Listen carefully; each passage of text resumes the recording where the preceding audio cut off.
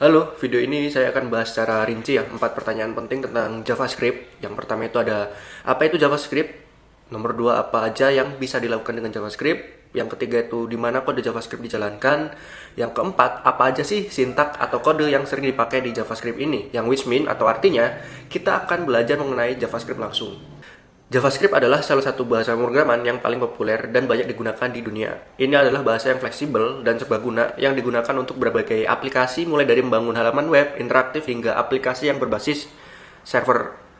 Dan untuk JavaScript ini ya, berbagai fakta yang menarik itu yang pertama itu digunakan oleh 97,8% website yang ada di seluruh dunia. Yang kedua itu ada bahasa pemrograman yang paling populer di GitHub. Yang ketiga atau yang berikutnya ini ada Netflix, Walmart, dan PayPal itu menggunakan JavaScript untuk aplikasi yang mereka pakai. Terus selanjutnya itu rata-rata gaji ya developer dari JavaScript itu 72.000 per tahun ya. Itu dalam rupiah kalian bisa kalikan sendiri. Yang terakhir itu ada kesempatan karir, itu bisa ada front end, back end ataupun full stack developer itu menggunakan JavaScript itu sudah banyak ya. Selanjutnya apa aja sih yang bisa dilakukan dengan JavaScript? Dari awalnya itu membuat website interaktif, JavaScript sekarang itu udah berubah ya, ataupun bisa digunakan untuk membuat aplikasi web lengkap, contohnya Gmail, membuat aplikasi mobile, contohnya itu ada Instagram, terus membangun aplikasi real time, contohnya itu adalah WhatsApp web ya, terus mengembangkan alat-alat command line ataupun CLI ya, command line interface, terus bisa membuat game seperti Angry Birds mungkin. Dan yang pertanyaan ketiga ya, di mana kode JavaScript itu dijalankan. Nah, JavaScript dapat dijalankan itu ada di dua tempat ya teman-teman. Yang pertama ya, itu di dalam browser ya. Katakanlah kita mengakses Google ya. Google, kalau klik kanan kita klik inspect, ini kita bisa langsung menjalankan ya. Katakanlah kita mau menjalankan ngeprint ya, Hello World ataupun program pertama kali ya. Kita bisa pakai konsol.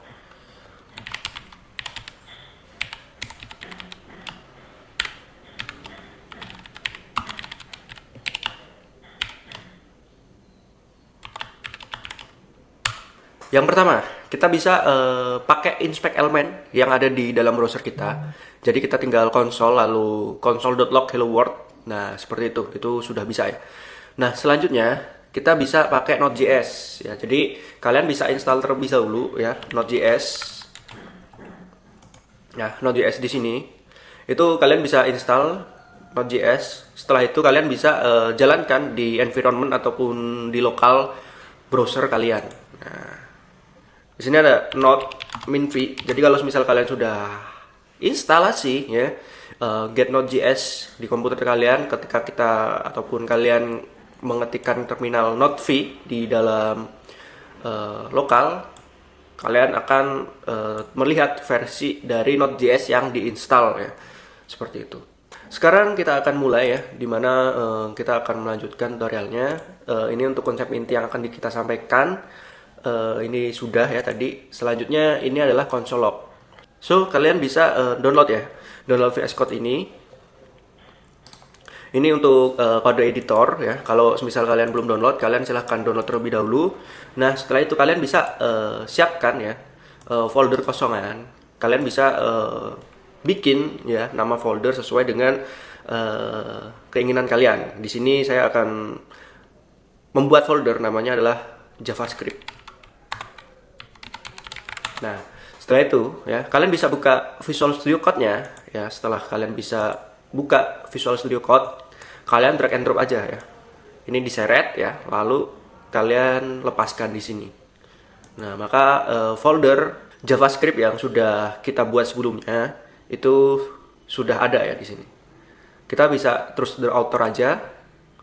Oke, selanjutnya kalian bisa bikin file pertama ya. Bisa pakai script.js atau namanya bebas ya teman-teman ya. Kalian bisa sesuaikan ataupun kalian bisa pakai nama kalian sendiri. Oke. Di sini ya saya akan mencontohkan bagaimana sih cara atau JavaScript itu dibuat. Kalian bisa ke console log ya, console.log. Nah, ini buat menampilkan nantinya ke terminal kalian ya. Hello world ya, seperti ini. Nah, ketika kalian pencet ataupun buka ya terminal kalian, kita ke terminal ya, kita new terminal. Nah, kalian bisa buka ataupun running pakai node ya, script.js. Nah, hello world. For your information ya, ataupun FYI, fun fact-nya, kalian bisa ke ls dulu. Nah, kalau misal kalian itu melihat kode kalian di sini ya, ls script.js itu tandanya ya, itu sudah di satu folder yang sama. Nah, ini ada beberapa kasus di mana kalian itu foldernya berbeda. Kalau misal kalian running node itu nggak akan bisa gitu guys. Nah, seperti itu ya. Itu untuk hello world ya, console log. Selanjutnya, ini ada variabel yang ada di dalam JavaScript cons. Variabel itu merupakan suatu deklarasi ya yang akan kita gunakan nantinya di dalam JavaScript. Ya, di sini ada let dan cons. Itu digunakan untuk variabel yang nilainya berubah, itu untuk let. Dan cons itu digunakan untuk variabel yang nilainya tetap. Begitu ya guys ya. Nah, di sini kita bisa buat ya, katakanlah kita mau bikin let ya. User sama dengan nama kita ya, bisa Dwi Aji. Terus let ya, itu kita bisa pakai AG, itu 20. Nah, di dalam JavaScript itu apa namanya, titik koma free ya, maksudnya itu dia bisa pakai titik koma, bisa pakai enggak. Nah, setelah kita membuat variabel ya, maka langkah selanjutnya itu kita bisa mengkeprintnya ya, ataupun mengeran ya. Contohnya ini ada console log user sama console log egg. Nah, nanti ketika kalian itu di running ya, ngerunning node scriptnya, itu yang muncul maka user sama egg-nya itu ada di terminal kita. Nah, seperti ini. Ini ada 2 Aji, terus habis itu ada 20. Ini untuk tahun ya, untuk angka seperti itu. Oke, selanjutnya di sini ada tipe data ya, tipe data dasar. Di mana untuk jenis data yang tersedia itu ada string, number, boolean, itu jenis data yang paling dasar dan sering paling digunakan ya. Nah, selain itu ada undefined, itu ada variabel yang dideklarasikan tapi belum diberi nilai. Terus habis itu ada null, habis itu ada simbol, habis itu ada big integer ataupun untuk angka yang sangat besar. Nah, selain itu di sini ada array dan object, itu struktur data yang menyimpan data dalam bentuk yang lebih kompleks ya. Terus ada best practice-nya juga. Nah, di sini kita akan langsung ke codingannya ya. Oke, di sini saya akan buat file baru, namanya adalah tipe data ya, agar tidak tercampur ya nantinya. Oh ya, di sini nanti kalian bisa akses ya melalui GitHub ya. Kalian bisa lihat kode yang sudah saya tulis ini di GitHub saya ya, di repository. Nanti linknya ada di deskripsi ya. So di sini saya akan copy paste yang kode yang sudah saya buat ya sebelumnya, karena menurut saya itu akan mempersingkat waktu juga untuk kalian langsung mengeksekusi seperti itu ya. Nah, di sini ada string ya ataupun teks, dimana untuk stacknya ini teks ini itu ada nama, terus alamat sama kalimat. Nah, string itu ada ya di dalam petik 2, terus habis itu petik 1 ya di sini, dan habis itu ada backtick. Nah, backtick kalau misal kalian cari itu ada di sini guys, di pojok kanan atas ya, kiri atas, ada di atas tab itu ada namanya backtick. Nah, backtick ini itu khusus guys, itu dia bisa digunakan ya di dalam variabel. Jadi di sini ada dolar ya, kurung kurawal, habis itu ada nama variabel. Nah, di situ dia dalam pemakaiannya, kalau misal gini ya, halo nama saya, nama ini itu pasti keluarannya ataupun resultnya itu adalah Budi. Halo nama saya Budi, seperti itu. Nah, selanjutnya ini dia bakalan ngerunning ya, ataupun mengeprint nama, alamat serta kalimat seperti itu. Di sini ada console log type of nama, itu dia bakalan tipe nama ya, tipe namanya itu apa, tipe data nama itu apa, itu dia bakalan ngasih tahu bahwa tipe data nama ini adalah string, berupa string. Nah, di sini ada number ya. Jadi untuk number sendiri itu ada 2 ya, ada yang full ya, ataupun tipe datanya itu angka ya, number. Terus di sini ada yang koma, itu di dalam JavaScript itu bisa disebut atau biasanya disebut itu namanya adalah float ya. Dan di sini ada negatif seperti itu. Selanjutnya ada boolean ataupun true false ya. Di sini ada sudah menikah atau punya kendaraan, itu true sama false ya. Nah, jadi kalau misal si Budi itu sudah menikah ya, itu adalah true ya. Nah, Tapi si Budi apakah punya kendaraan ya, katakanlah seperti itu, dia bakal balikannya ataupun resultnya adalah false. Selanjutnya ada undefined, di mana untuk undefined itu tidak ada definisi ya. Itu seperti ini ya, variabel, tidak ada data, itu sama dengan undefined. Nah, selanjutnya ada null ya, tipe data null. Itu dia bakalan tipe datanya berupa nilai kosong ya. Selanjutnya ini ada simbol ya, identifier, ini untuk IS6 dan ini sebenarnya opsional ya, tapi saya tambahkan juga. Jadi nanti kurang lebih ini tiga awal ini itu yang paling banyak digunakan ya. Ada string, ada number dan juga ada boolean. Ya, seperti itu. Nah, ketika kita jalankan ini kita save dulu ya. Kita bisa Node.js ya, node tipe data ya, .js. Nah, dia bakalan ngeprint ya sesuai dengan yang sudah kita coding tadinya. Nah, seperti ini ya. Untuk string sendiri ini ada Budi Jakarta. Halo, nama saya Budi. Terus habis itu type of tadi ya, benar ya. Hasilnya adalah string. Begitupun juga number, boolean, dan juga undefined. Oke, seperti itu untuk tipe data. Oke, sekarang ada operator dasar ya, dimana untuk operator dasar JavaScript itu ada penjumlahan ya, itu plus, pengurangan, minus, perkalian itu bintang, pembagian itu garis miring ya, terus modulus atau sisa bagi itu persen, terus habis itu ada bintang-bintang itu pangkat. Selanjutnya itu ada operator penugasan, itu penugasan dasar kayak semisal ada perbandingan ya, sama-sama dengan, itu beda ya. Sama dengan, terus habis itu plus sama dengan, min sama dengan, terus habis itu bintang sama dengan, itu penegasan dengan operasi. Terus habis itu ada increment, decrement ya, itu ada increment itu penambahan atau penjumlahan plus plus ya, kalau habis itu ada decrement itu ada minus minus. Terus ada operator perbandingan ya, di sini ada operator perbandingan, itu ada sama dengan itu sama nilai ya. Sama nilai dan tipe itu sama dengan itu ada 3 kali. Terus habis itu ada tidak sama dengan nilai. Terus habis itu ada tidak sama nilai atau tipe, itu ada, habis itu ada lebih besar, habis itu ada yang lebih kecil. Nah, di sini ada operator logika, ada dan ya, terus habis itu or, habis itu ada not. Terus habis itu ada operator yang ada, sebenarnya ada operator string, ternary dan banyak ya, tapi yang sering dipakai itu yang ini. Seperti itu. Kita lanjutkan yang di sini itu ada operator ya, operator.js. Kita enter saja seperti biasa ya. Kita sudah menyiapkan ya untuk operator. Nah, di sini kita bahas saja yang paling banyak digunakan ya. Nah, di sini ada operator aritmatika ya. Di sini ada penjumlahan A plus B sama dengan A plus B ya.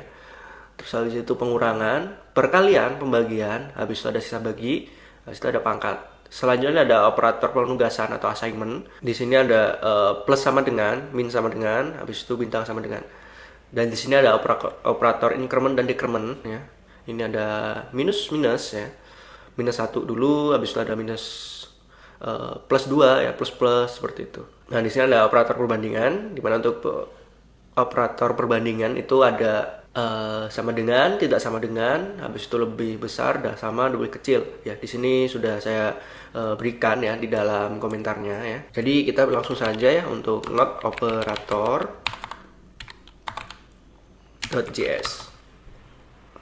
Nah, hasilnya akan seperti ini. Ini ada operator aritmatika ya, A sama dengan 10, B sama dengan 3. Penjumlahan, 10 tambah 3 sama dengan 13, 10 kurang 3 sama dengan 7, 10 kali 3 itu 30, pembagian 10 bagi 3 itu 3,3. Nah, seperti itu. Sisa baginya berapa? 10 bagi 3 itu sisa baginya 1, oke, seperti itu. Dan lain sebagainya ya. Ini untuk operator. Selanjutnya ada pengendalian alur ya. Itu lebih dikenal dengan statement. Itu ada if else statement, itu struktur kontrol yang paling umum untuk kondisi. Terus sweep statement untuk alternatif ya, jika ada banyak kondisi. Terus habis itu ada loop. Itu untuk menjalankan kode berulang kali selama suatu statement ataupun suatu paradigma itu terpenuhi, seperti itu ya. Untuk best practice-nya itu adalah hindari loop jika ada metode bawaan seperti for each atau map yang bisa melakukan hal yang sama dengan lebih efisien, seperti itu. So di sini untuk codingannya ini ada 3 ya, 2 sorry. Di sini ada If else statement di sini ketika if ya, jika nilai dari itu lebih dari 80, maka nilai A ataupun sangat baik.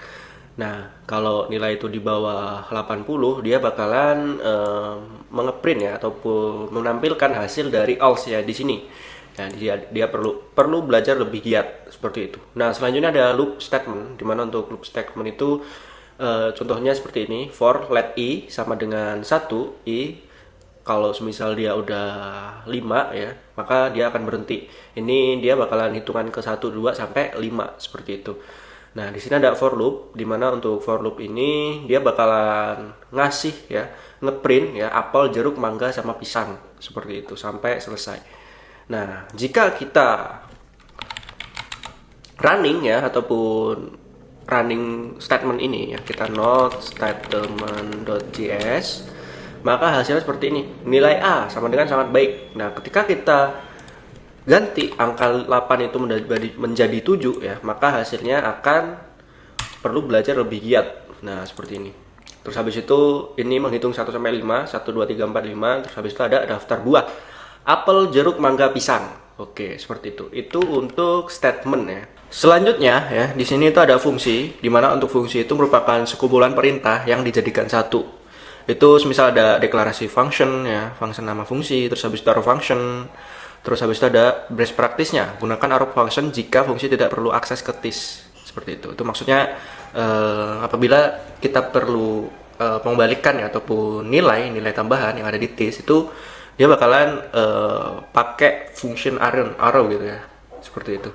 Nah, di sini ya kita contohkan ya, ini kita akan bikin script namanya function. Nah, di sini untuk function.js ya, setelah kita membuat function JS, kita ada kode ya, function sapaan nama. Nah, di dalam kurung ini itu kita bisa manggil apa aja yang selama itu di dalam kurung itu ke dalam return ataupun di dalam kurung kurawal itu kita bisa manggilnya. Intinya itu sama ya. Selanjutnya kita bisa langsung console log ya, sapaan Budi. Nah, ketika kita memanggil itu biasanya seperti ini. Nah, sapaan Budi ya, itu dia bakalan mengembalikan halo Budi gitu. Ya, begitupun kalau misal kita langsung masukkan ke dalam console log-nya ini. Ini kita bisa clear, habis itu langsung ya, not, habis itu function.js, kita enter, maka dia akan tertulis atau terprint itu halo Budi. Oke, itu untuk function seperti itu. Untuk function ataupun fungsi itu seperti itu ya. Selanjutnya di sini ada array method ya. Untuk array method ini itu merupakan untuk manipulasi elemen array, itu dia menggunakan for each ya, mengulangi setiap elemen di array ya, itu membuat array baru dari hasil operasi pada setiap elemen ya. Terus buat array baru dengan elemen yang memenuhi syarat, mencari elemen pertama yang memenuhi kondisi, itu bisa ya. Ini untuk array ya. Nah, selanjutnya ya, di sini kita bakalan buat baru ya, namanya adalah array.js. Nah, untuk array.js ini ya, dia contohnya adalah seperti ini ya. Nah, array.js itu didukung dengan kurung siku ya. Kurung siku, terus habis itu di dalamnya itu dia ada tipe data, ini string ya, string dan juga integer. Nah, di sini itu ada contohnya array awal ya. Itu ada buah, ada angka seperti itu. Nah, contohnya ya. Kita not array ya, .js. Selanjutnya nih ada ya seperti ini. Array buah, apel, jeruk, mangga. Terus habis itu di sini ada angka 1 2 3 4 5. Nah, kalau misal kita mau memanggil nomor tertentu ya, ini seperti ini. Buah kosong ya. Itu dia bakalan memanggil ya apel doang. Nah, kalau misal kita mau memanggil mangga, maka dia contohnya 2 seperti ini. Nah, untuk array ya, itu dipanggil dari angka 0 ya. 0 1 2 ya. Ini 0 1 2 3 sampai 4. Seperti itu. Nah, kalau misal kita panggil not array, dia akan mengeprint ataupun manggil buah mangga. Seperti itu. Itu untuk memanggil array ya. Nah, untuk array seperti itu, selanjutnya di sini ada error handling ya. Itu gunanya untuk menangani dan mengelola kesalahan program ya, TreeCats untuk menangani kesalahan tanpa menghentikan aplikasi. Nah, untuk best practice-nya, kalian gunakan ini pada kode yang rentan error, misalnya ketika melakukan fetch data dari API. Ini which mean itu udah lanjutan ataupun udah tambahan ya. Selanjutnya ada dasar DOM ya, dimana untuk dasar DOM manipulation itu ada document.getElementBakeID dan query selector, itu untuk memilih elemen di halaman. Terus habis itu ada event listener untuk menambahkan interaksi seperti klik ataupun hover. Setelah itu dia bakalan ada apa aja sih di sana. Terus habis itu best practice-nya adalah seleksi elemen dan penambahan event listener dikelompokkan agar kode lebih rapi, seperti itu. Nah, selanjutnya ada asynchronous ya. Asynchronous ya digunakan untuk eksekusi kode tanpa menunggu selesai ya. Di sini ada promise digunakan untuk menangani operasi asinkron ya. Di sini ada asynchronous sama await, itu menyederhanakan penulisan kode asinkron dengan promise. Nah, best practice-nya gimana? Best practice-nya gimana? Itu gunakan asynchronous atau await untuk kode yang lebih mudah dibaca. Nah, ini sebenarnya promise itu tidak disarankan ya. Nah, terutama dalam menangani request API, seperti itu. At the end of the day ya, pelajari terus-menerus tentang bahasa programan JavaScript jika ingin menguasainya. Karena jam terbang yang tinggi akan mengaruhi kalian dalam menguasai bahasa programan ini. Seperti itu. Oke, terima kasih sudah menonton ya. See you in another video guys ya.